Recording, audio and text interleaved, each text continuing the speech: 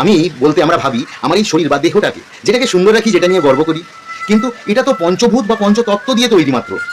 এটা তো একটা দেহ বা বডি। এর ভিতরে অন্তরাত্মা আছে বলে এটা সজীব আছে। যেদিন অন্তরাত্মা এটাকে ছেড়ে বেরিয়ে যাবে, সেদিন এই বডিটা আবার পঞ্চভূত বা পঞ্চতত্ত্বে বিলীন হয়ে যাবে, হয় আগুনে পুড়ে হোক বা মাটিতে কবরে হোক। তাহলে আসল আমিটাকে, আসল আমি আমার মন, আমার চিন্তা ভাবনা, আমার অন্তরাত্মা।